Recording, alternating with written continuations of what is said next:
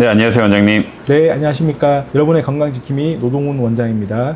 항상 예방을 많이 강조해 주시는데, 이제 아무리 예방을 해도 또 벌어질 수밖에 없는 일들이 있잖아요. 그래서 제 주변에도 어제도 만나뵌 분인데, 뇌졸중에 걸리셔서 수술을 하셔서 이제 혼자서 굉장히 운동도 열심히 하시고, 또 사회생활도 하시면서 계속 재활을 하고 계신 분이 있더라고요. 근데 이런 분들도 항상 자기가 또 뇌졸중에 뇌경색 걸려 쓰러질 걸 대비하고 있더라고요. 근데 이제 일반인 분들 중에서는 이런 걸 잘 모르실 것 같아서, 뇌졸중, 후유증별 관리에 대해서 말씀해 주시면 좋을 것 같습니다. 네, 사실 좀 어려운 내용이긴 합니다.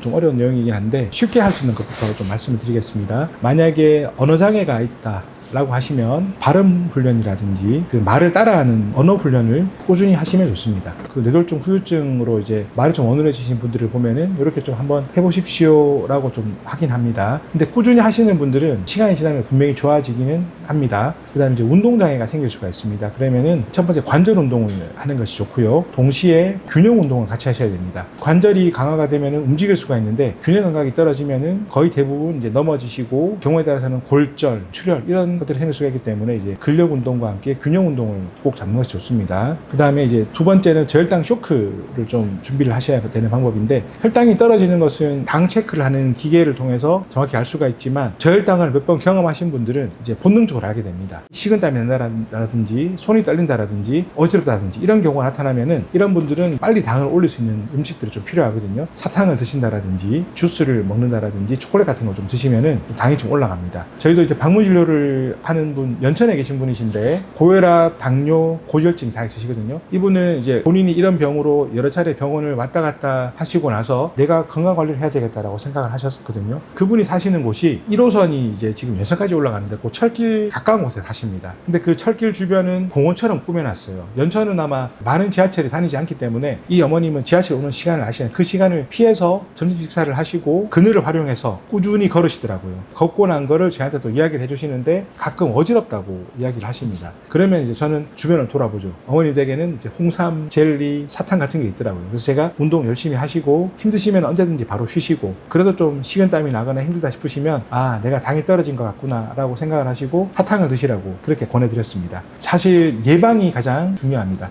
예방을 해서 문제 생기지 않는 것이 가장 좋고, 문제가 생긴 이후에는 아무리 대처를 잘해도 후유증이나 문제는 남기 마련이죠. 본인 몸 관리를 잘 하시는 것이 가장 중요한데, 내가 좀 뭔가가 이상하다, 느낌이 이상하다 싶으시면 주변에 빨리 도움을 청하시는 것이 좋다고 생각합니다.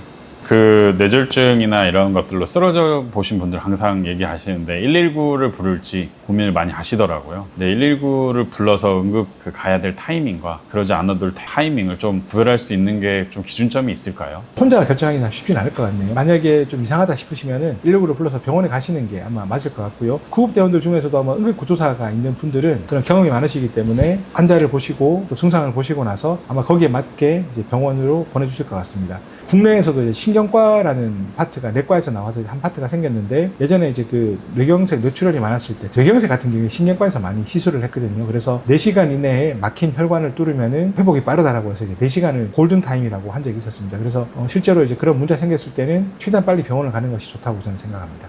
네, 감사합니다. 네, 감사합니다.